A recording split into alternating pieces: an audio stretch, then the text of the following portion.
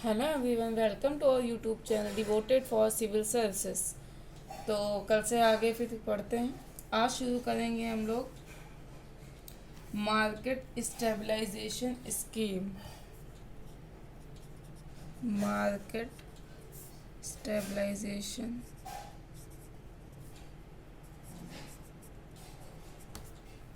Stabilization scheme.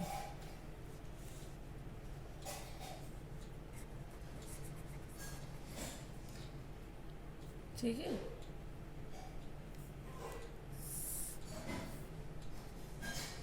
यानी कि बाजारी स्थिरीकरण योजना। बाजारी स्थिरीकरण योजना। इसको समझने से पहले थोड़ा सा पहले बता देते हैं। देखिए, आएंगे, इस पे भी आएंगे, बस इस थोड़ा पीछे का रेफरेंस ले लीजिए। देखिए क्या है कि एक एसडीएफ होता है। SDF standing deposit facility. Standing deposit facility. ठीक है, फिर आते हैं अभी इस पे। उससे पहले इसको समझ लीजिए, वरना वो नहीं समझ में आएगा। तो स्टैंडिंग डिपॉजिट फैसिलिटी क्या होता है कि जो उर्जित पटेल जी थे, उन्होंने एक सुझाव दिया था। उर्जित पटेल समिति ने ये सुझाव दिया था कि जो एसडीएफ है, इसको एक उपकरण की व्यवस्था के रूप में लागू किया जाए। एसडीएफ को कैसे लागू किया जाए कि वो एक उपकरण की व्यवस्था के रूप में लागू किया जाए। तो ये अभी इंडिया में फ़िलहाल लागू नहीं है, लेकिन प्रक्रिया जारी है। लागू नहीं है, लेकिन प्रक्रिया जारी है। ठीक है। फिर उसके बाद में, लेकिन इसमें क्या है, ये वाली जो प्रक्रिया है हमारी एसडीएफ वाली, ये बिल्कुल एलएएफ की तरह है। एलएएफ क्या है मैंने बताया था, आपको पता होना चाहिए। अगर नहीं याद आ रहा है तो पीछे जाइए, बैक करिए, देखिए, तब आइए। तो एलएएफ की प्रक्रिया की तरह है, लेकिन होता क्या है कि इसमें थोड़ी प्रॉब्लम्स ज़्यादा हैं। कैसे? जैसे ये जो है, ये ज़्यादा प्रभावशील हो जाता है। एसडीएफ हमारा यहाँ पे ज़्यादा प्रभावशील हो जाता है। कैसे? इसके अंतर्गत होता क्या है कि जो आरबीआई है हमारी, वो बैंकों से, बैंक जो भी हैं, उन दोनों के बीच की जो ब्याज की दर होती है, वो पहले से तय ही नहीं होती है कि कितने पे रखना है, कितने पे नहीं रखना है।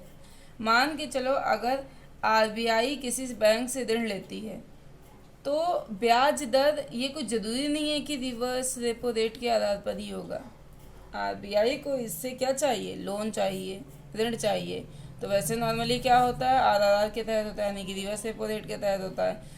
लेकिन जो इसकी व्यवस्था है एसडीएफ के अंतर्गत, ये पहले से डिसाइडेड नहीं होता। इसमें क्या होता है कि ये आपसी सूझबूझ के आधार पर डिसाइड करते हैं कि हम लोग आपस में सहमत हो लेते हैं, उसके बाद फिर डिसाइड करते हैं कितनी रखनी, कितनी नहीं रखनी। इसी तरीके से उल्टा देख लीजिए, ये तो आरबीआई क्या है, जब इससे ले रही है, बैंक से लेती तब की बात है। अब क्या है, आरबीआई अगर किसी बैंक को ऋण दे रही है, आरबीआई क्या कर रही है कि अगर किसी बैंक को ऋण देती है, ये क्या है, इससे ले रही है, ठीक है। और ये क्या है, अगर इसको ऋण दे रही है, तो भी कोई ज़रूरी नहीं है कि रिवर्स रेपो के रेपो रेट के आधार पर हो। वो क्या होता है, किसी भी तरीके से हो सकता है, मतलब अपनी आपसी सूझबूझ के आधार पर। इससे कम भी हो सकता है, इससे कम भी हो सकता है, और इससे ज़्यादा भी हो सकता है। ये करने का मतलब है। ठीक है। तो कुल मिला के ब्याज की दर आपसी सहमति से डिसाइड होती है, ये हम एक लाइन में यहाँ पे कह सकते हैं। ठीक है, एसडीएफ के अंतर्गत। ठीक है। लेकिन इसमें होता क्या है कि बैंक को ऋण के लिए, जो बैंक्स होते हैं, उनको ऋण के लिए सरकारी प्रतिभूतियाँ गिरवी नहीं रखनी होती हैं। ठीक है, सरकारी प्रतिभूतियाँ गिरवी नहीं रखनी होती।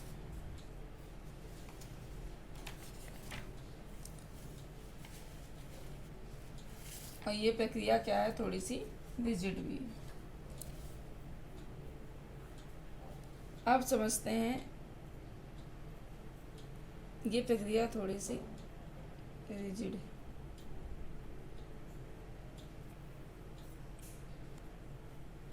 LT Yadav, long term repo operation,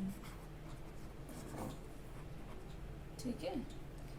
LT Yadav और फिर बाद में ये हो गया TLT यादव। अभी इसको बताएंगे TLT यादव। टी का जो जुड़ा है बाकी सब मीनिंग सेम है। टी का मतलब बाद में हो गया टारगेटेड, टारगेटेड, ठीक है। देखिए LT यादव कब इंट्रोड्यूस हुआ, जब पहला कोविड का वेव आया था 27 मार्च 2020 को। ये क्या हुआ था, इंट्रोड्यूस हुआ था, ठीक है, जब पहला वेव था कोविड का। और इसमें क्या, इसे इंडिया ने पूरी तरीके से कहाँ से बोरो किया था, यूरोपियन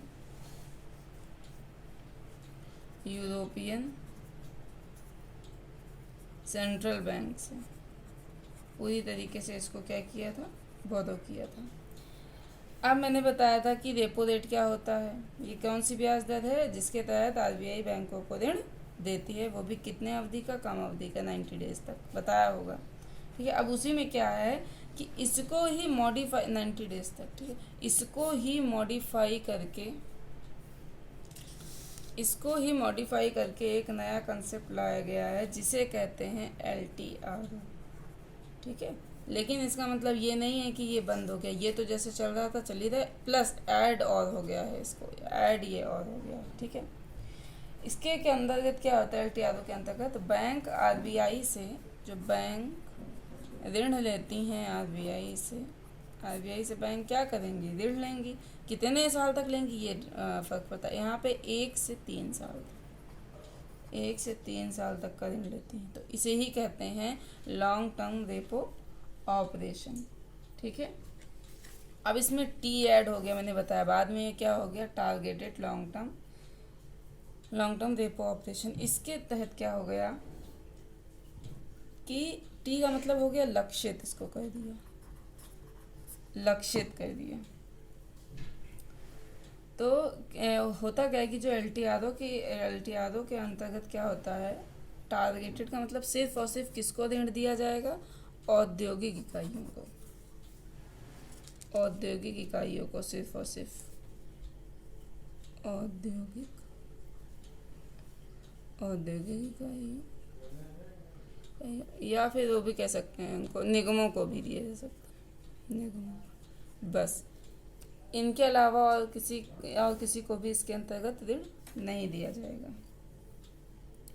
और हाँ, ये ऋण जो है ये पब्लिक के लिए नहीं होता है, जाहिर सी बात है। जब ये है तो केवल क्या है, टारगेटेड है, यानी कि सिर्फ औद्योगिक इकाइयों को या फिर निगमों को ऋण दिया जाएगा।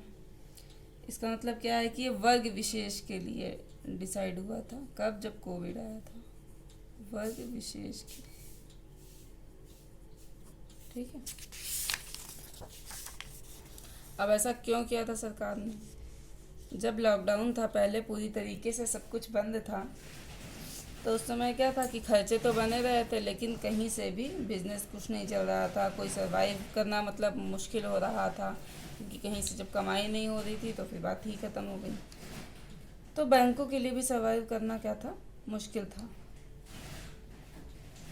मतलब लोगों का सर्वाइव करना मुश्किल था बिना बैंक से लोन लिए हुए। तो इसलिए लोगों ने कहा कि मतलब RBI ये व्यवस्था लेके आई, LTRO TLTRO। तो फिर इसके तहत क्या किया गया, इन लोगों को ऋण दिया गया और फिर लोगों ने अपने खर्चे चलाए। 1 से 3 साल तक होता है लेकिन ये, ठीक है। अब इसके आगे बात करते हैं SDF फंड में आगे। अब बात करते हैं मार्केट स्टेबलाइजेशन स्कीम की।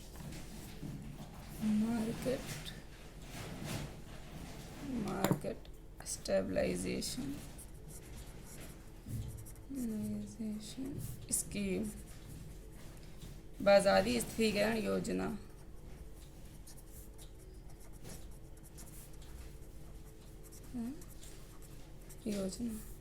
ये जो कॉन्सेप्ट है ये कोई न्यू कॉन्सेप्ट नहीं है। ये जो कॉन्सेप्ट है बाजारी स्थिरीकरण योजना का, ये कोई न्यू कॉन्सेप्ट नहीं है। लेकिन ये उस समय ज़्यादा न्यूज़ में था जब डिमोनेटाइजेशन हुआ था, तब ये काफ़ी ज़्यादा न्यूज़ में था, डिमोनेटाइजेशन के टाइम पे। ठीक है, क्यों था? तो वो क्या हुआ था कि 8 नवंबर 2016 को पीएम जी ने अनाउंस किया कि 500 और 1000 के नोट इनवैलिड हो जाएंगे। 8 नवंबर 2016 को ये चीज़ अनाउंस किया पीएम जी ने कि 500 1000 के नोट क्या हो जाएंगे, इनवैलिड हो जाएंगे। लेकिन लोगों को इसमें लगभग 50 डेज़ का मौका भी दिया गया कि आप अपने बैंक में जाके पैसा जमा कर दीजिए।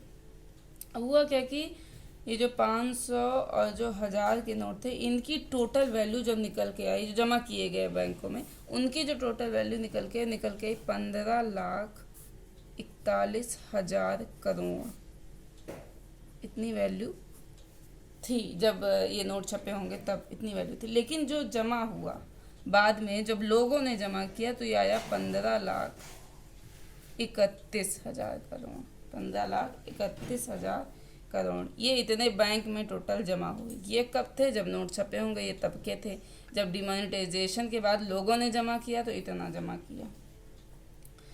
तो बैंक इस पैसे पर क्या करेगी? जितना जमा हुआ है इस पे इंटरेस्ट तो देगी लोगों को, बैंक तो इंटरेस्ट देगी ही लोगों को। तो ये बैंक के लिए क्या था? एक तरीके से खर्चा था। पिछली वीडियोस में पढ़ाया है कि जो डिपॉजिट है वो क्या है, एक तरीके से खर्चा रहता है। तो लेकिन क्या बैंक कोशिश करेंगे, बैंक ने सोचा इस पैसे से हम किसी ना किसी को लोन दे देते हैं, तब ताकि बैंक भी तो उन पे इंटरेस्ट कमाए। लेकिन प्रॉब्लम ये थी कि इतना ज़्यादा हैवी अमाउंट था कि इतना कौन सा ग्राहक ऐसा है जो लोन ले लेता। तो इतने ग्राहक भी तो होने चाहिए लोन लेने के लिए। तो बैंक ने क्या किया, उनको भी बैंक फिर क्या कहती है, अगर नहीं कोई रोक होती हो तो खैर बाद में रोक लगाया आरबीआई ने। अगर बैंक देने लगती लोन तो फिर सभी को देती, जिनका स्वच्छ इतिहास है उनको भी और जिनका नहीं स्वच्छ इतिहास है उनको भी। और अपने यहाँ नीरव मोदी, विजय माल्या जैसे लोगों की कमी नहीं है। तो फिर क्या हुआ, बैंक लोन भी नहीं दे पा रही है, तो इस वजह से क्या हुआ, बैंक को फिर प्रॉब्लम होने लगी। तो फिर किया क्या आरबीआई ने कहा कि हम आपको डेट बताएंगे, इस डेट से इस डेट तक का पैसा जितना भी है आपका, आप पूरा जो है 100% जितना भी है उसको सीआरआर के रूप में रखो। अब जब सीआरआर के रूप में रखेंगे तब तो ना तो बैंक इसको यूज़ कर पाएंगे और ना ही आरबीआई यूज़ कर पाएंगे, और एक मुसीबत। तब आरबीआई ने कहा अच्छा ठीक है, चलो इसको भी रहने दो। फिर आरबीआई ने कहा कि हम एमएसएस लेके आएंगे, यानी कि मार्केट स्टेबलाइजेशन स्कीम लॉन्च करेंगे। कौन सी स्कीम? यही ऊपर इसको एमएसएस लिख लो शॉर्ट फॉर्म। यानी इसने कहा कि हम मार्केट स्टेबलाइजेशन स्कीम लागू करेंगे, शुरू करेंगे। और कहा कि जितना आपका पैसा है वो हम ले लेंगे और इस पर ब्याज हम आपको देंगे, ऐसा कहा। अब है क्या एमएसएस? अब इसको समझ लेते हैं। बात समझ में? एमएसएस कब लागू होता है, कैसे लागू होता है, क्यों लागू होता है? अब देख लीजिए ये है क्या, इसको ये बता देते हैं। देखिए इसके तहत होता क्या है। नॉर्मल तो आप लोगों को पता ही होगा क्या होता है कि गवर्नमेंट ऑफ इंडिया क्या करती है, अगर उसको लोन चाहिए होता है, नॉर्मल वाला समझिए, फिर अभी इसको बताएंगे ताकि रिमाइंड हो जाए। पता नहीं आप लोगों ने पढ़ा भी है कि नहीं। आरबीआई, ये मैंने क्या बताया था, ये इसको क्या देगी, सरकारी प्रतिभूति देगी, ये इसको देगी, यानी कि गवर्नमेंट ऑफ इंडिया आरबीआई को देगी, आरबीआई बैंक को देगी। बैंक क्या करेगी, पैसा लेके इसको दे देगी और आरबीआई पैसा लेके इसको दे देगी। ये होता है सरकारी प्रतिभूति, यानी गवर्नमेंट सिक्योरिटीज़ का। गवर्नमेंट जो सिक्योरिटीज़ का होता है वो ये फंडा होता है।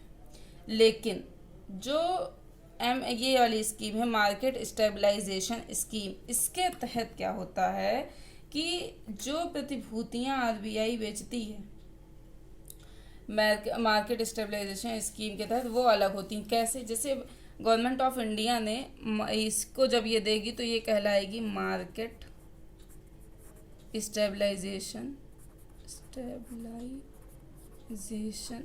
सिक्योरिटी कहलाएगी, सिक्योरिटी। ठीक है, यहाँ पे क्या कहलाएगी, गवर्नमेंट ऑफ इंडिया क्या करेगी, आरबीआई को क्या देगी, मार्केट स्टेबलाइजेशन सिक्योरिटी देगी। गवर्नमेंट ऑफ इंडिया इसको, इसने ये दिया, फिर आरबीआई ने क्या किया, इसको बैंक को बेच दिया। ठीक है, गवर्नमेंट ऑफ इंडिया क्या करेगी, मार्केट स्टेबलाइजेशन सिक्योरिटी आरबीआई को देगी, आरबीआई क्या करेगी, बैंक को देगी। अब क्या होगा कि बैंक से जितना भी पैसा होगा आरबीआई ले लेगी, क्योंकि अगर मान के सरकार को आरबीआई नहीं देगी लेकिन ये पैसा, क्योंकि सरकार इतना पैसा करेगी क्या। तो इसके अंतर्गत क्या होता है कि प्रतिभूतियां सरकार से लेकर आरबीआई क्या करती है, बैंकों को बेचती है। ठीक है, उससे जो पैसा आरबीआई के पास आता है, आरबीआई वो पैसा अपने ही तक सीमित करती है, यानी कि वो गवर्नमेंट ऑफ इंडिया को नहीं देती है। वो गवर्नमेंट ऑफ इंडिया को वो पैसा नहीं देती है जो इसके तहत आता है। फिर होगा क्या कि बैंक से तो ले लिया है इसने, बैंकों को तो ब्याज देना ही होगा। बैंक फिर ब्याज कहाँ से देती हैं, इनकी एक अपनी होती है कंटिजेंसी। कंटिजेंसी आरबीआई बैंकों को जो ब्याज देती है वो एक कंटिजेंसी के तहत होती है। अगर मान के चलो ये कंटिजेंसी नहीं बनाई होगी, मतलब नहीं है आरबीआई के पास में, आरबीआई ब्याज दे रही है ना इन लोगों को पैसा लेकर के, अगर ये कंटिजेंसी नहीं है इनके पास, तो फिर अब क्या करेगी, तो फिर अब सरकार देगी। ठीक है ना, क्योंकि बैंकों को तो आप लोग बर्बाद होने के लिए लोग नहीं छोड़ सकते हैं ना, तो फिर बैंक वेस्ट हो जाएंगी, बर्बाद हो जाएंगी। तो अब क्या करेगी, ये आरबीआई अपनी कंटिजेंसी से पैसा देगी, और अगर कंटिजेंसी में पैसा नहीं है आरबीआई के पास में, तो फिर गवर्नमेंट ऑफ इंडिया से लेकर देगी पैसा।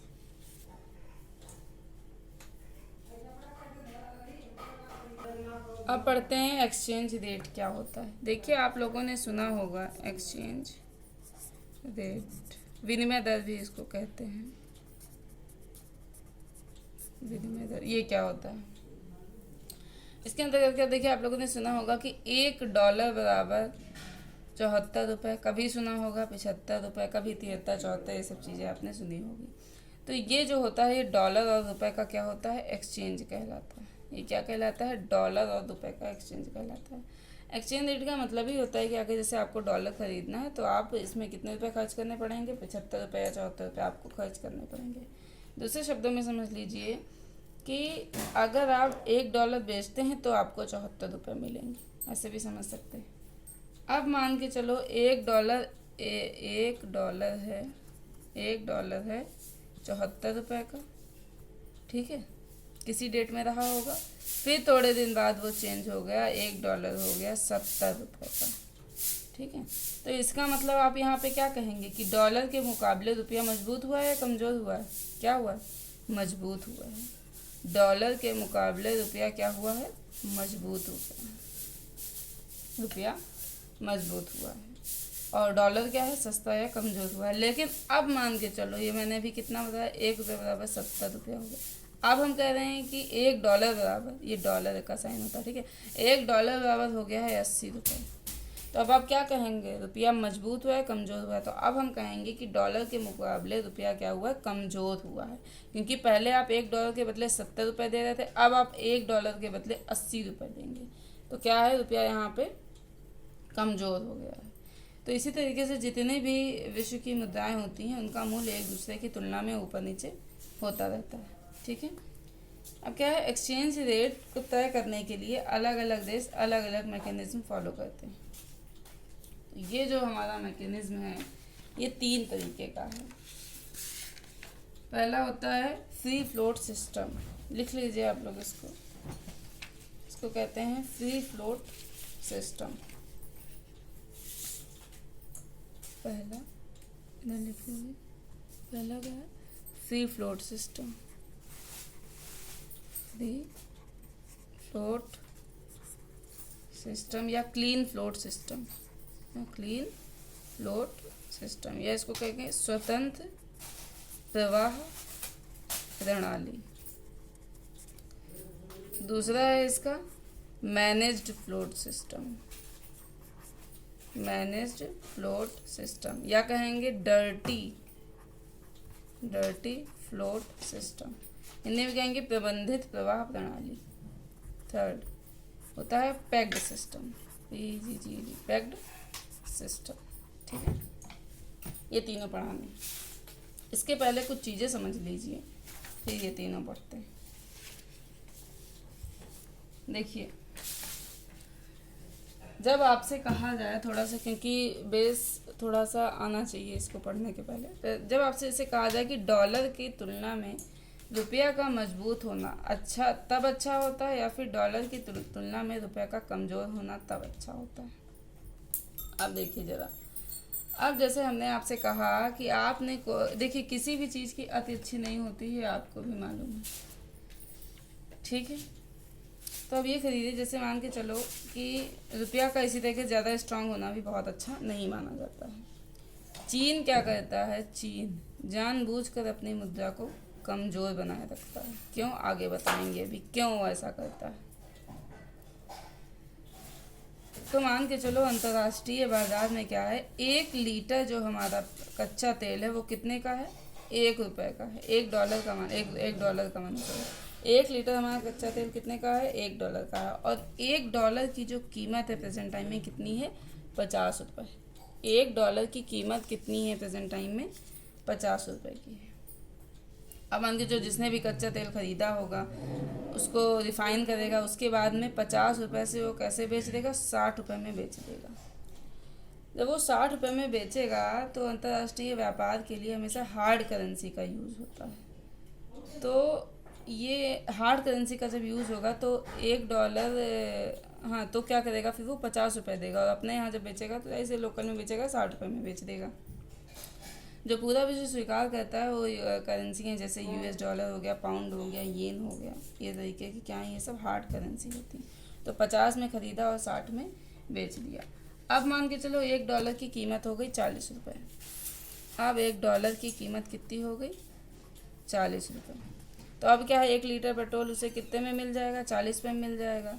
और रिफाइन वगैरह करके वो कितने में, मान के चलो 50 रुपये में बेच देगा, ठीक है। पहले कितने में बेच रहा था, 60 में बेच रहा था। तो यहाँ रुपए के मजबूत होने से हमारा आयात क्या हो गया, सस्ता हो गया। हमारे यहाँ रुपए के मजबूत होने से क्या हो गया, हमारा आयात सस्ता हो गया। तो महंगाई और जो मुद्रास्फीति है, इन्फ्लेशन, वो भी क्या हो गई, कम हो गई। तो रुपए के कमज़ोर होने से लाभ हमारा क्या हुआ कि आयात सस्ता हो गया और मुद्रास्फीति भी कम हो गई।